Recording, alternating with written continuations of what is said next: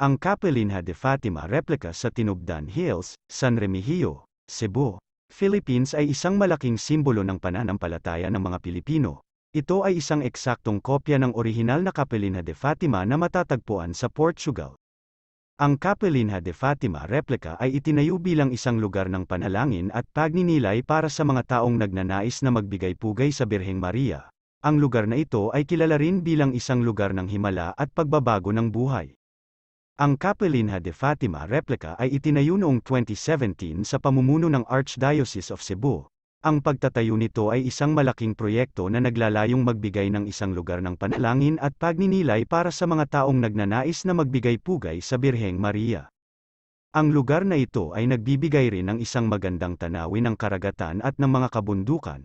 Ito rin ay isang popular na destinasyon para sa mga turista at mga lokal na mamamayan na nagnanais na magkaroon ng isang tahimik at mapayapang lugar para sa kanilang mga panalangin at pagninilay. Ang Capelinha de Fatima replica ay patuloy na nagiging isang simbolo ng pananampalataya at pag-asa para sa maraming tao. Ito ay isang patunay na ang pananampalataya ay maaaring magdala ng pagbabago at pag-asa sa ating mga buhay. Ang Capelinha de Fatima ay isang Portuguese na salita na naglalarawan ng isang maliit na kapilya o simbahan na nakdedikado kay Our Lady of Fatima o Birheng Maria ng Fatima. Ang salitang Capelinha ay nangangahulugang maliit na kapilya, habang Fatima ay tumutukoy sa bayan ng Fatima sa Portugal kung saan naganap ang mga pangyayari ng mga pagpapakita ng Birheng Maria noong 1917. Ang Capelinha de Fatima ay isang tanyag na lugar ng panalangin at debosyon sa Portugal at sa buong mundo. Ito ay kadalasang binubuo ng isang maliit na simbahan o kapilya na itinatayo bilang pagsasagawa ng pangako o paggalang sa Birheng Maria bilang isang banal na paglalakbay o pagpapakumbaba.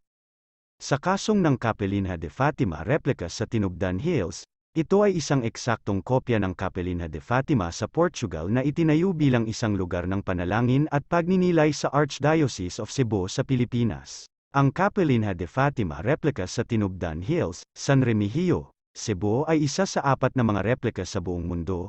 Ito ay ang unang replika sa Asia at ang tanging replika sa Pilipinas. Ang iba pang 3 mga replika ay matatagpuan sa Estados Unidos, Brazil, at Puerto Rico.